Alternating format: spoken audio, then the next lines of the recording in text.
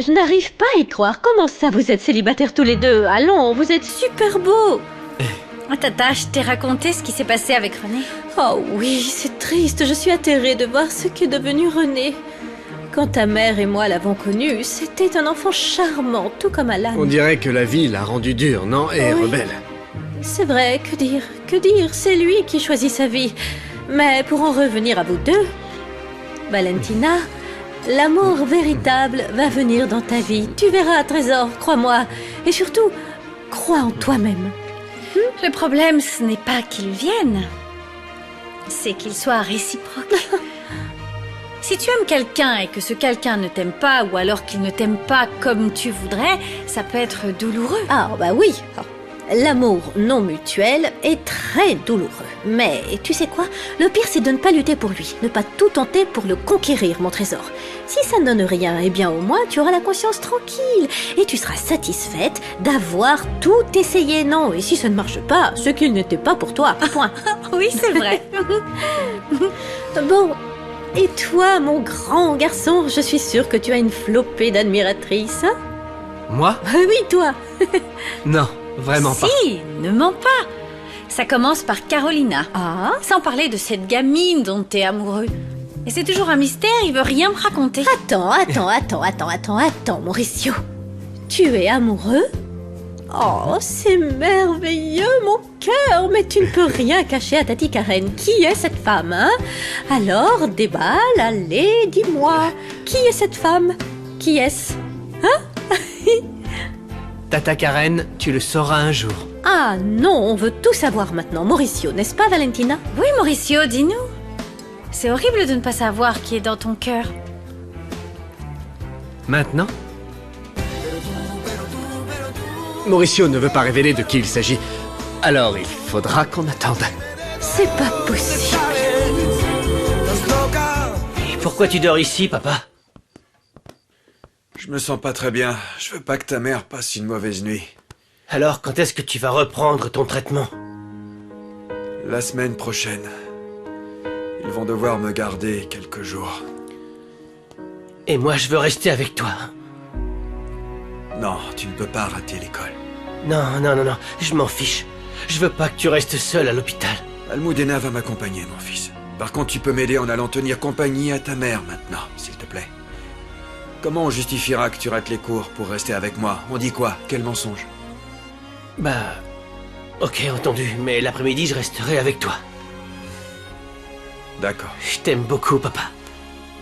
Moi aussi. De tout mon cœur.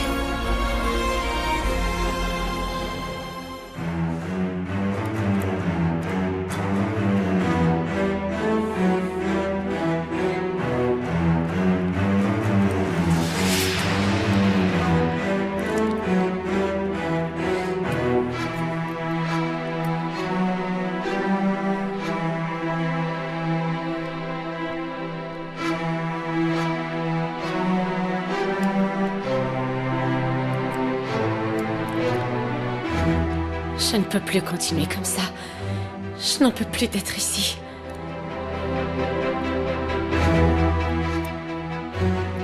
Plutôt mourir.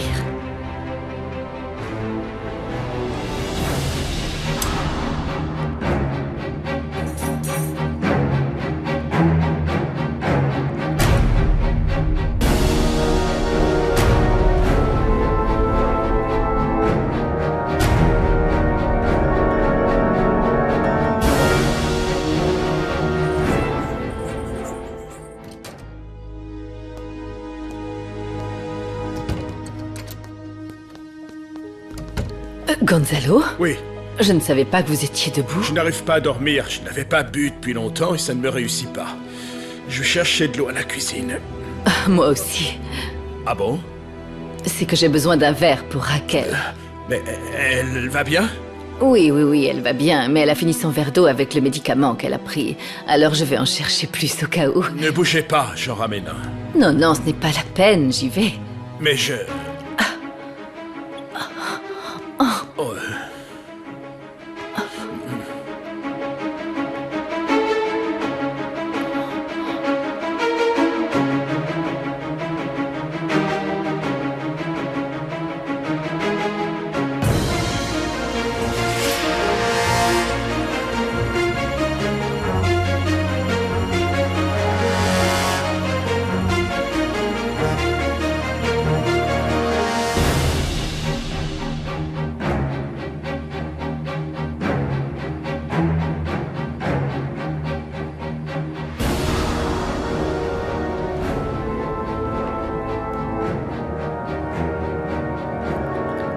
Dépêche-toi!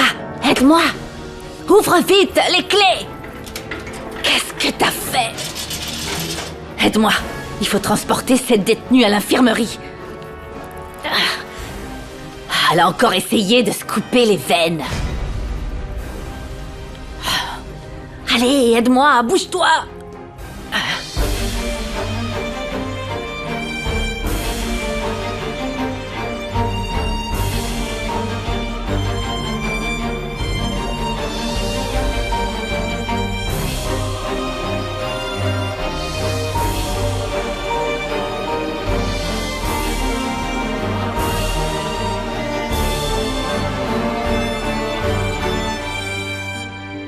Ça peut pas continuer comme ça, maman. Tu n'as pas à supporter la grossièreté de cette femme. Si le patron veut la croire, pas de problème, il en a le droit. Mais je vais le répéter, maman. C'est peut-être le moment de penser à la retraite. Non, mais enfin, quelle retraite? Comment ça, quelle retraite, maman? Ça recommence. Ce travail. Il est temps que tu t'arrêtes, que tu te reposes, que tu nous aides à fonder un foyer, Cello et moi, quand on s'en ira d'ici. Mon fils, ce sera seulement si le patron fait ce qu'il a promis à Cello et à toi le jour où Tobias était mal. Attends, maman. S'il ne le fait pas, on le fera de toute façon. Oui? Viens. Je me suis dit que je pouvais demander à Monsieur Gonzalo un prêt. On pourrait ouvrir une cantine bon marché que Cello tiendrait, mais sous ta propre supervision. Ça te plaît, ça? Mon fils, ne rêve pas. Oui, je rêve. Mais c'est un rêve qui peut devenir réalité. Écoute, je continue comme chauffeur, et vous tenez la cantine. On loue une maison et on vit tous les trois avec Tobias. Oh, mon chéri, comme j'aimerais. Eh ben Mais voilà. souviens-toi, fils, de la promesse que j'ai faite à Madame Inès. De toujours veiller sur sa famille et son foyer. Mais maman, tu continueras à le faire même si ce n'est pas ici. Oui. Tu tiendrais ta promesse si tu aidais ton petit-fils, Tobias. Crois-moi, il en a besoin. Ah, c'est vrai, je crois que tu as raison, oui. La semaine qui vient, quand Mauricio aura lancé sa campagne, je parlerai au patron à ce sujet. Hein? Oh, Beto, écoute, mon fils. Il y a tant d'années que je suis dans cette maison que... Oh, je ne sais pas si je pourrais vivre ailleurs. C'est toute ma vie. Maman, tu verras que si. C'est une nouvelle étape où c'est à notre tour enfin de te chouchouter. Tu nous as beaucoup donné, maman. C'est à nous maintenant de te donner quelque chose. Elle a sûrement dû perdre connaissance à la vue du sang, mais par chance, les ciseaux n'étaient pas très coupants. Où elle a pu se les procurer. Ici même, je crois que la détenue les a pris à l'infirmière qui lui a soigné les mains. À juste titre. Il faudra la surveiller un petit peu mieux. Maudite malchance. Je n'ai même pas réussi à me supprimer. J'ai seulement réussi à provoquer plus de douleur. Et en plus, je suis vivante. Vivante! Avec l'analgésique que je viens de lui administrer pour la douleur, elle dormira jusqu'à demain. Merci, docteur. Bonne nuit. Bonne nuit. Ne recommence pas, Nouria. Tu n'y arriveras pas et tu ne ferais qu'aggraver ton cas. Je veux mourir. Je veux mourir. Je ne veux pas être ici et encore moins vivante. Vous ne le comprenez pas. Je vais à la salle de bain. Attends, je crois que c'est mieux que j'aille dans ma chambre. Demain matin, je vais me lever très tôt. Oui, entendu. Ça ne te dérange pas vrai? Non, non, vraiment pas. On se voit demain. Oui, bien sûr. Bonne nuit. Bonne nuit.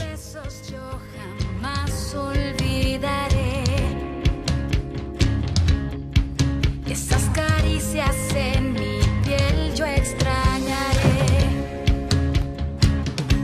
No puedo entender o aceptar que nada será igual. Duele despertar con el alma fuera. Ils vont finir par halluciner dans cet hôpital. C'est fort possible. Mais ils ne peuvent pas nous empêcher d'entrer. On ne bougera pas d'ici. Pas tant qu'un miracle ne se produit pas et que Déborah ne change pas d'avis. On restera. J'adore votre foi. La foi déplace des montagnes, Monica, ne l'oubliez pas. Défibrillateur dans la chambre 26, urgent.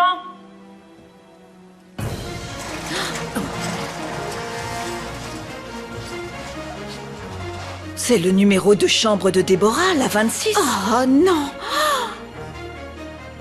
Oh mon Dieu. C'est pas vrai. Que se passe-t-il?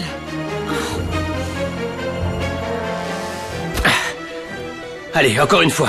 On est en train de la perdre. C'est bon, on se calme. Prête? 1, 2, 3. Allez, allez. Allez, encore une fois. 1, 2, 3.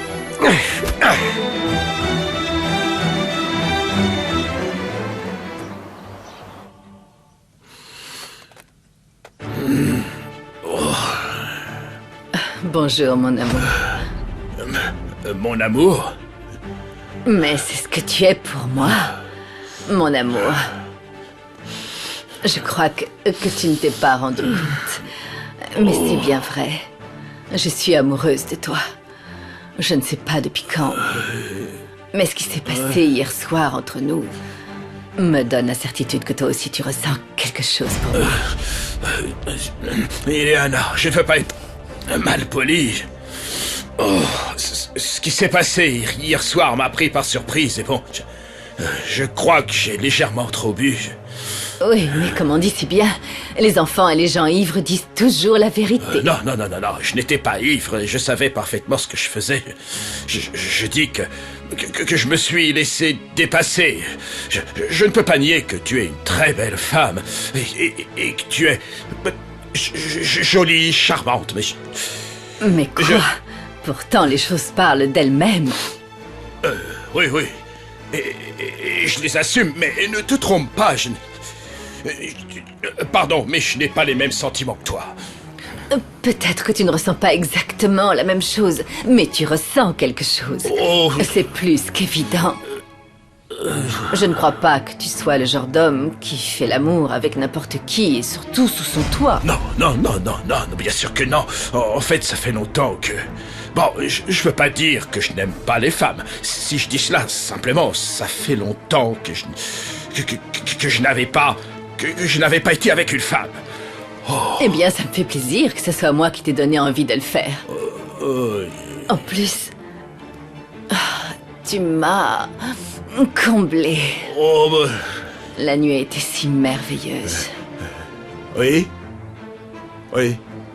Moi aussi, Bon, mais moi aussi, ce que je veux te dire, c'est que je n'aime pas comment les choses se sont déroulées. Je suis pas à l'aise. Qu'on l'ait fait ici, là où vivent mes petits-enfants sous ce toit. Raquel? Ne t'inquiète pas. Je comprends très bien. Si on avait réfléchi, on ne l'aurait pas fait. Couvre-toi. Moi aussi, je respecte cet endroit. Mais crois-moi, personne ne le saura. Et la prochaine fois, on trouvera un autre endroit. Un autre endroit? Écoute, je vais me rafraîchir et prendre une douche, d'accord? Oui, mon amour, tu es chez toi. Mon amour? Oh, je t'en prie.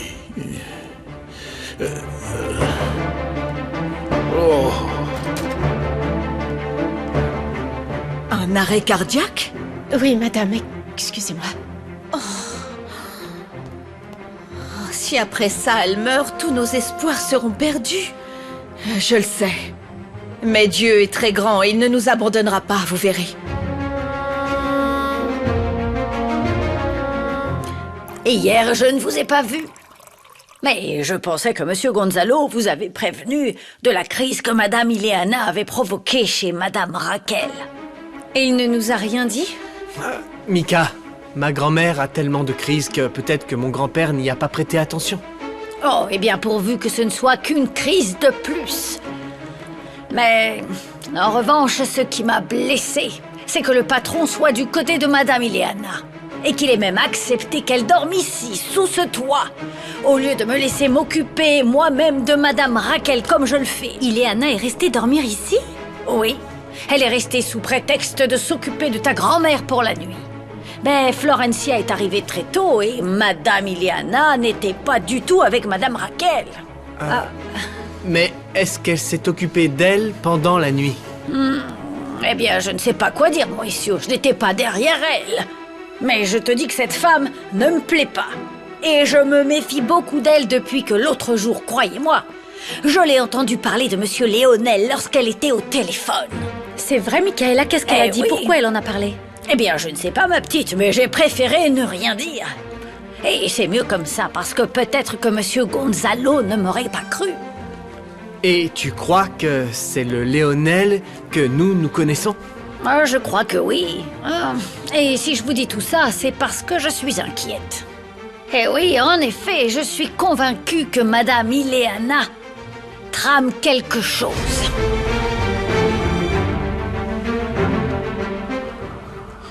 Mon garçon, tu vas pouvoir rentrer à la maison. Le médecin a signé ton bon de sortie. La facture a été payée par ton grand-père. Mais grand-père va venir me chercher. Oui, mais nous, on peut te raccompagner, mon petit.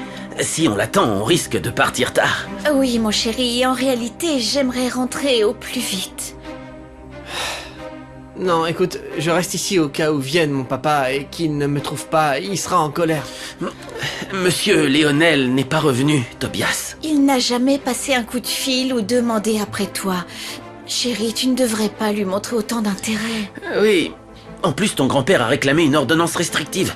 Même s'il le veut, il ne pourra plus s'approcher de toi. Non, je trouve que c'est pas juste. C'est comme ça. Alors, écoute, il vaut mieux en finir là avec cette conversation parce que cette décision, elle vient de ton grand-père. Elle ne vient même pas de nous, chéri. Écoute, Michaela t'a envoyé du linge propre pour que tu sois plus à l'aise quand tu sortiras d'ici. Je t'aide à t'habiller, hein?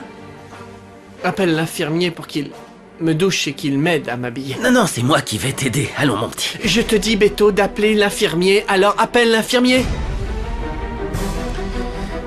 Bon, allons chercher l'infirmier, ma chérie. Et on profitera pour aller boire un café pendant que le petit Tobias se prépare.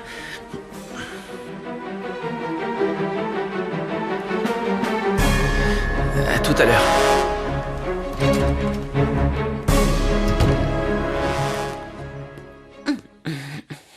Grand-mère? Dis-moi quelque chose. J'ai tenté de la faire réagir, mais je crois que cette crise a été très forte et qu'elle n'en sortira pas aussi facilement. Ne dis pas ça, Florencia. J'aurais aimé, mademoiselle. Et votre grand-mère a bien contrôlé sa maladie pendant des années. Mais on savait tous qu'à un moment ou un autre, ça pourrait arriver. Ça veut dire qu'elle va plus nous reconnaître? J'espère que si, mais il ne faut pas trop se faire d'illusions. Où sont les albums photos et les lettres que lui a écrites son mari? C'est sur le bureau, rien n'a bougé. Tu vas faire quoi? L'aider à se souvenir, à se connecter avec son passé.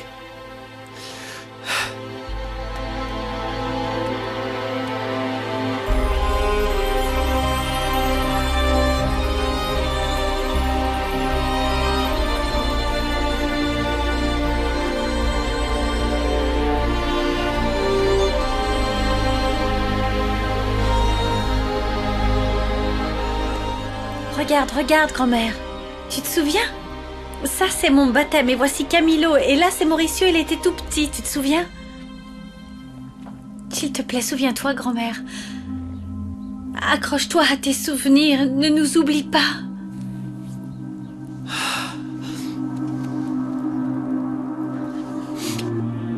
Et voici une lettre, grand-mère, que tu as écrite à Alfonso. Mon cher Alfonso, l'amour de ma vie. Je ne sais pas si je te reconnaîtrai encore quand tu liras cette lettre. Si je saurais qui tu es et ce que tu fais à mes côtés. C'est pourquoi je profite de ces instants de pleine conscience où je sais combien je t'aime pour t'écrire ces quelques lignes. Ma maladie me fera oublier ce que nous vivons, ce que je ressens pour toi, ce qui me fait vibrer et tout ce que nous avons fait ensemble, mais moi, je ne veux pas que tu l'oublies. Demain ou après-demain, quand je ne serai plus capable de te le dire, il y aura ces lignes pour te le rappeler, pour te dire que j'ai été très heureuse avec toi, que je suis la femme la plus chanceuse car je t'ai comme époux, comme compagnon et comme ami. Je veux que tu te souviennes de mes baisers, de mes larmes, de mon rire, que tes souvenirs soient les miens, et que tu n'oublies jamais, au grand jamais, combien je t'aime, et combien je suis heureuse avec toi et notre fils Camilo. Ensemble, nous formons une famille, et cette famille et cet amour, c'est notre plus grand trésor. Je t'aime, Alfonso. Raquel.